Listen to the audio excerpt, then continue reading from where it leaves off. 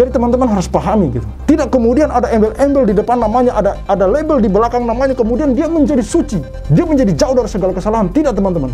Apalagi di sini menyangkut dengan orang lain, yang bukan 1, 2, 3 video yang kita munculkan videonya, tapi sudah banyak video yang kita munculkan selama 8 bulan kurang lebih. Saya membuat konten dan korban baru selalu muncul. Jadi kalau saran dari saya, sebagai kalian hadapi pengadilan dunia, ketimbang kalian hadapi pengadilan akhirat, karena pengadilan akhirat itu pasti.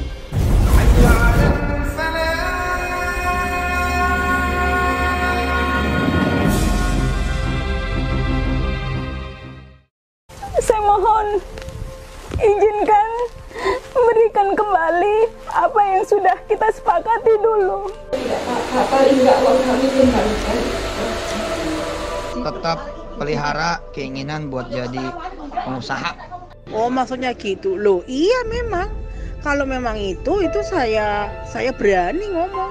Walaupun di depan publik saya berani ngomong. Karena memang benar-benar itu transfernya atas nama rekeningnya UYM.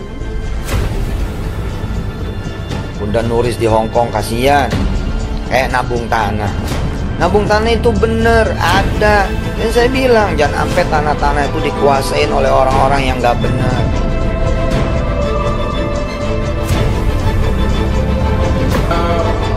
Program itu memang pada waktu itu memang ada 4 tahun yang lalu bahwa teman-teman diajak investasi itu.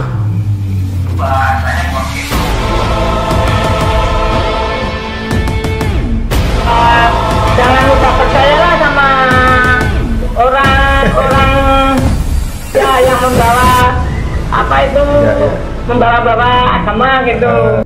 Gimana saya kalau disuruh ikhlas ya jelas nggak ikhlas, tapi gimana lagi kita kan?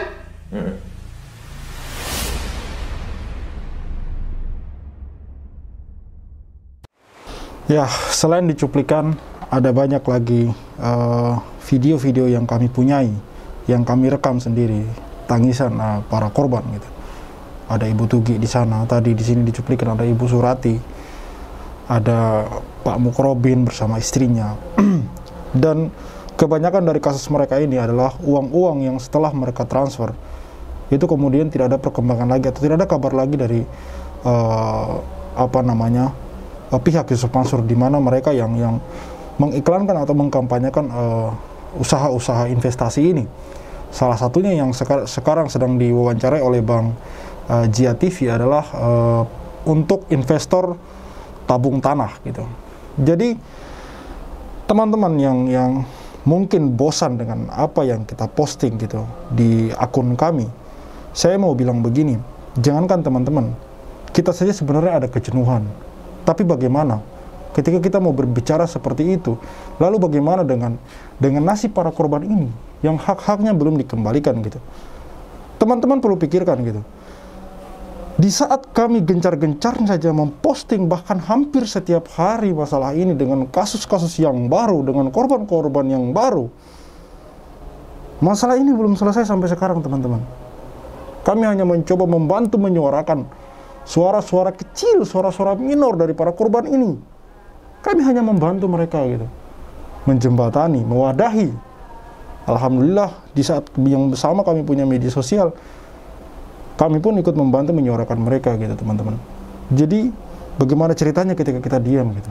Bagaimana kemudian judulnya ketika kita diam? Kita bersuara saja.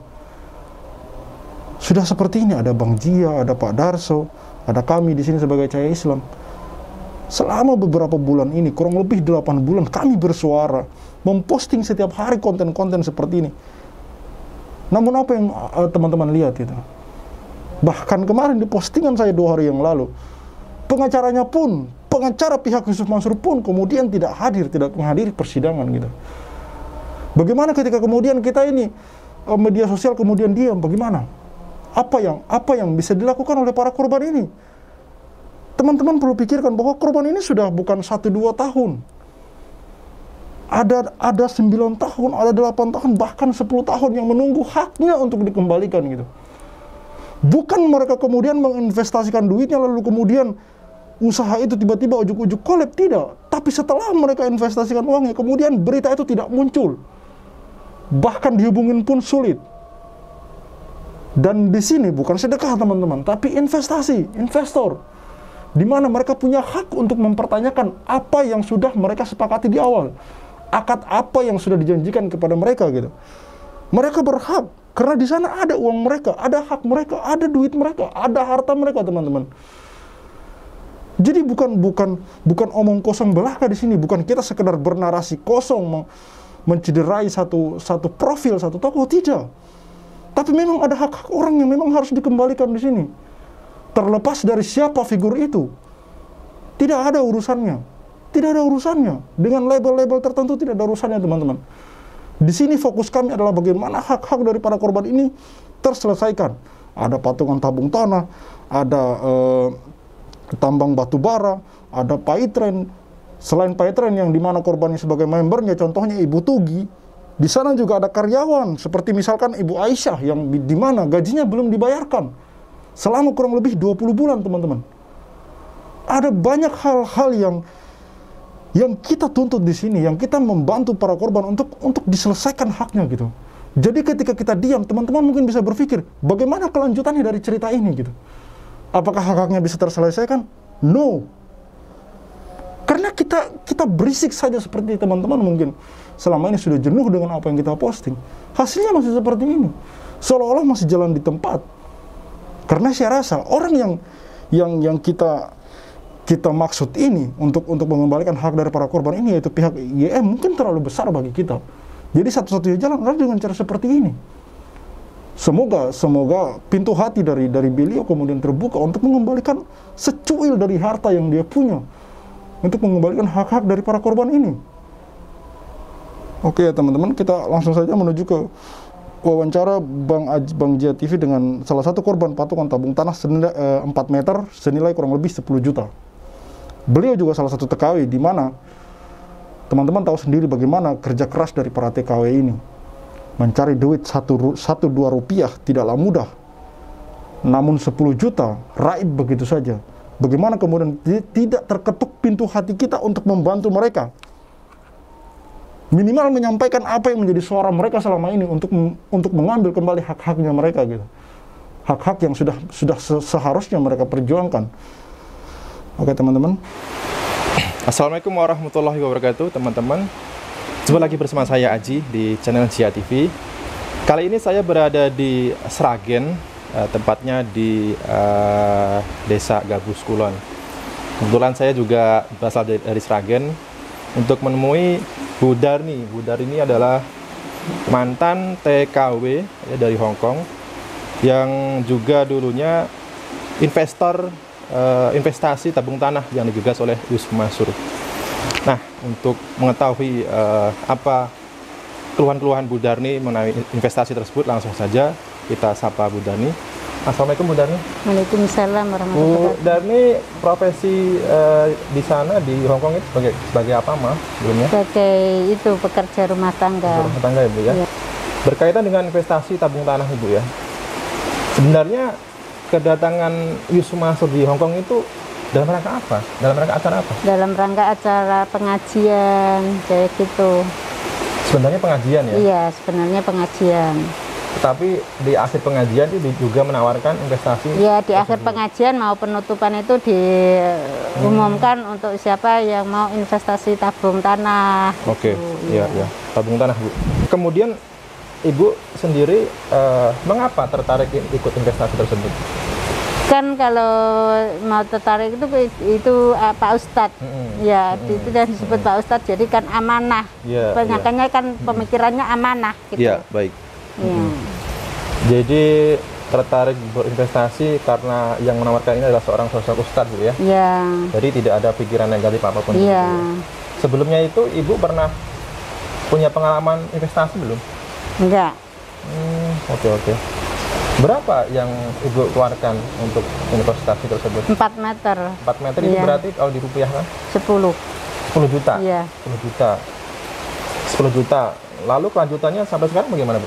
Sampai sekarang nggak ada hubungannya, nggak ada hubungannya, nggak ada WhatsApp, nggak ada apa, nggak ada kabar sama sekali. Nggak ada kabar sama sekali. Itu di tahun berapa Bu? 2014. 2014 ini sudah tahun 2022 berarti 9 tahunan lebih. 9 tahun lebih ya? Iya. Masya Allah ya. Oke Bu.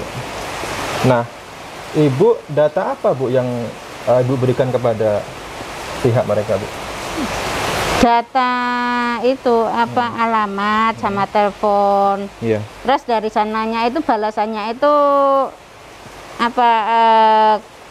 koperasi secara kayak sertifikat itu, tapi itu di lewat WhatsApp. Oh begitu. Iya. Itu sudah jelas sama Bu Darni ya? Iya. Baik. Padahal sudah jelas Ibu berikan nomor telepon yang bisa dihubungi, alamat rumah. Iya. Tapi selama 9 tahun itu tidak ada kabarnya sama sekali. Iya.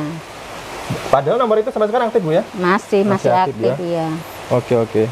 Nah, pada saat Yusuf Mansur itu menawarkan investasi Bu, dijelaskan tidak nanti bagaimana nanti kalau Ibu misalnya nanti ingin mengetahui perkembangannya, ingin menanyakan perkembangan investasi tersebut, ingin menarik kembali uang tersebut, itu dijelaskan tidak bagaimana skemanya itu? Enggak dijelaskan? Enggak. Jadi Yusuf Mansur itu hanya menawarkan, oh ini ada investasi bagus begini ya. Nah, itu janjinya apa saja sih Bu? Janjinya yang investasi tanah itu bagi-bagi itu hasilnya gitu. Nggak tahu sampai sekarang udah nggak ada kabarnya, nggak ada itu. Ada bagi hasil. Iya, ada bagi hasil. Terus sampai sekarang itu nggak ada kabarnya. Nggak kabar. Iya. Dari ibu yang lain, Ibu Yeni, kalau Ibu Yeni, Ibu Surati itu mengatakan saya bahwa investasi ini juga bisa diwariskan ke anak cucu. Iya. Benar Bu? Iya benar. Masya Allah ya. Berarti memang Ibu Darni ini ikut investasi tersebut selain karena percaya yang menawarkan itu sosok Ustadz Yusuf Mansur ya, tetapi janjinya itu ya seperti janji surga begitu ya. Iya. Siapa yang nggak tertarik begitu ya. Nah, menurut Ibu, apa alasan Yusuf Mansur itu menawarkan investasi jauh-jauh ke Hongkong Ibu? Padahal kan logikanya ya di Indonesia itu masih banyak orang-orang mungkin lebih ini. Ya, saya itu juga nggak tahu di Indonesia kayak gini, nggak tahu. Cuma di Hongkong itu kan pengajian. Itu asalnya kan pengajian sama beli tiket, promosi. Jadi sebenarnya Ibu ikut acara itu awalnya cuma ikut pengajian. Iya. Oh begitu. Di brosur itu tidak ada tulisan. Nggak ada tulisannya mau tabung tanah. Iya, nggak ada. Itu udah dapat izin dari suami belum? Nggak tahu suami. ya intinya kan itu mau nabung tanah kan nanti buat kejutan, buat apa gitu sama keluarga sama apa. Jadi kan nggak ada kabarnya ya udah diam aja, nggak usah bilang sama suami gitu. Baik. Jadi sebenarnya niat Ibu itu baik ya Bu ya, untuk keluarga. Kalaupun nanti sudah pulang ke Indonesia tidak bekerja di Hongkong lagi. Iya kan ibaratnya ada hasilnya, ada pendapatan, income. Gitu ya. Oke begitu. Kayak gitu. Nah baik Bu, mungkin Ibu sekarang sudah mengetahui Bu ya. Nah ternyata itu yang jadi korban, yang dirugikan itu bukan hanya Ibu, ternyata masuk ada investasi lainnya bermasalah, ada bantuan usaha, ada yang bidi, ada batu bara. Nah, mengetahui itu perasaan Ibu bagaimana? Aku selain itu nggak tahu, cuma saya tahunya itu saya cuma ikut itu di tabung tanah aja. Ya baik. Iya. Ibu itu dulunya penggemar Yusuf Mansur bukan? Saya itu juga bukan penggemar sih, bukan itu. Tapi kan ada pengajian ya cuma ikut gitu. Baik. Iya. Nah, setelah apa yang Ibu alami selama ini, Ibu ini sekarang itu merasa tertipu nggak? Ya iya, merasa tertipu. Baik. Kan nggak ada kabar, nggak ada apa kan udah nggak. Ya. Kayak didiamin terus kayak itu di. Baik. Setahu Ibu di sana itu yang ikut banyak Bu yang banyak sekali. Banyak. Artinya mungkin masih ada ribuan TKW lainnya di sana yang belum pulang. Iya. Yang belum jelas bagaimana nasib uang yang disetorkan begitu ya. Iya. Kalau misalkan Bu, nah kalau misalkan nih kan mereka juga mungkin beranggapan Ibu ya, investor-investor itu tidak menanyakan uangnya, investasinya. Itu mereka itu sudah menganggap sedekah Bu, sudah ikhlaskan. Nah, ya enggak itu kan enggak bilang dianggap sedekah, enggak dibilang gitu kan, bilangnya kan untuk tabung tanah ya. Harus ada buktinya, harus ada investasinya, harus ada itu bunganya juga gitu. Baik. Iya. Jadi memang niat awal akadnya itu investasi ya Bu ya? Bukan sedekah ya sendiri lagi. Ya, jadi tidak dibenarkan ya kalau menganggap sepihak bahwa para investor itu merelakan investasinya, ya, tidak menanyakan kembali itu dianggap sedekah. Mau itu. nanyakan kembali gimana? Udah dihubungi, udah nggak ada, nggak bisa nomornya dengan nggak bisa. Terus apa? Yang direkturnya itu Pak Usumanto yang nangani tabung tanah juga nggak ada nomornya itu. Nah, yang Mbak Kiki itu katanya Mbak Kiki siapa itu juga nggak ada. Nomornya udah hilang semua. Intinya dihubungi susah. Iya. Dari pihak di sana juga tidak ada etikat baik untuk menghubungi kita. Begitu, baik Bu. Jadi anda yang terkait dengan bagian pihak Yusuf Mansur, entah itu mau manajernya, direkturnya atau apanya, saya nggak tahu ya. Yang jelas, jadi kepada anda yang tahu masalah ini, yang tahu seluk-beluk ini, yang tahu dapuran atau belakang dari masalah kasus-kasus ini, intinya kalian tahu jalan ceritanya. Dan kalian makan uang itu, kalian makan hak dari umat, di mana mereka menginvestasikan uangnya karena mereka percaya dengan sosok Yusuf Mansur ini. Dan ini ada unsur kesengajaan kalian memakan uang umat. Takutlah kepada Allah Subhanahu wa taala. Takutlah dengan dunia yang fana, yang sementara ini, sementara efeknya kalian akan terima di akhirat kelak. Hak-hak dari para korban yang kalian memakan itu, jika memang ini ada unsur kesengajaan dari kalian, sengaja. Karena di sini ibu ini bilang bahwa setelah uang diinvestasikan kemudian mau dihubungi di mana? Nomor nggak bisa dihubungi, nomor yang dihubungi sudah nggak bisa dihubungi lagi. Tidak ada nomor yang bisa dihubungi untuk menanyakan uangnya, untuk menanyakan bagaimana kelanjutan dari investasi, dari uang-uang yang mereka investasikan. Jika kemudian, saya bilang, jika kemudian ternyata kalian ada unsur kesengajaan di sini, takutlah sama laknat Allah, karena yang kalian makan adalah hak orang gitu. Ketika dosa kepada Allah Subhanahu wa taala, kita meminta ampun kepada Allah, insya Allah Allah akan ampuni itu ketika kita bertobat dengan sungguh-sungguh. Namun saat yang Allah tidak ampuni dosa kepada sesama manusia, salah satunya dengan memakan hak yang bukan hak kita gitu. Memakan harta yang bukan hak kita, melainkan itu hak dari jeripaya orang lain, kalian makan begitu saja. Percayalah, dunia ini hanya sementara. Namun ribuan, ratusan, jutaan tahun dan tidak terhingga akan kalian dapatkan di akhirat kelak. Pengadilan akhirat akan tetap menanti, teman. Jadi kalau saran dari saya, sebagai kalian hadapi pengadilan dunia, ketimbang kalian hadapi pengadilan akhirat, karena pengadilan akhirat itu pasti dan nyata akan kalian hadapi sendiri. Di sana sudah tidak ada sogokan, sudah tidak ada yang bisa diselamatkan. Jadi saya ulangi sekali lagi, jika ada unsur kesengajaan dari kalian makan hak-hak dari para korban ini, di mana itu hasil keringat jeripaya mereka bekerja di negeri orang, kalian sengaja memakan uang mereka dengan tipu daya dan rencana-rencana kalian. Semoga Allah melihat itu dan semoga Allah menunjukkan keadilannya. Itu saja teman-teman. Yang pasti pengadilan akhirat itu ada dan nyata. Kita semua akan menghadapi ke sana. Kita semua akan menuju ke sana, ke pengadilan akhirat. Dan di sana sudah tidak ada siapapun yang bisa menyelamatkan kita. Ya, semoga saja dengan saya menemui Bu Darni ini dan kita tampilkan videonya, Pak Ustadz nanti bisa menonton acara ini. Ya, semoga ini bisa mengembalikan semua modalnya juga apa katanya janjinya kayak gitu ada bagi hasil 8% apa berapa gitu. Baik Bu, modalnya beserta apa yang dijanjikan begitu Bu ya. Ya, semoga Pak Ustadz terketuk hatinya ya. Bagaimanapun ibu-ibu Darni dan rekan-rekan di sana itu bekerja di sana itu bukannya kerjanya enak Bu ya. Iya, cuma kan siang buat siang, buat malam buat siang kayak betul, gitu. Betul. Ibaratnya kan kerja keras di situ kan. Iya, bukan untuk Bu, kalau misalkan Ibu ya, Ibu bertemu dengan Yusuf Mansur dan ada Yusuf Mansur, Bu, itu apa yang ingin Ibu sampaikan, Ibu? Apa ya? Yang ingin Ibu sampaikan? Ya harus dikembalikan, ya harus gitu, ya harus tanggung jawab, gitu, iya. Baik, ya intinya Ibu Darni sampai saat ini itu merasa kecewa sekali, merasa tertipu. Karena bagaimanapun Ibu Darni itu ikut investasi itu ya karena mempercayai Yusuf Mansur itu amanah, Yusuf Mansur itu seorang ustadz, dan harapan besar Ibu Darni terhadap investasi ini itu bisa memberi apa namanya mungkin kehidupan yang lebih baik untuk keluarganya begitu ya.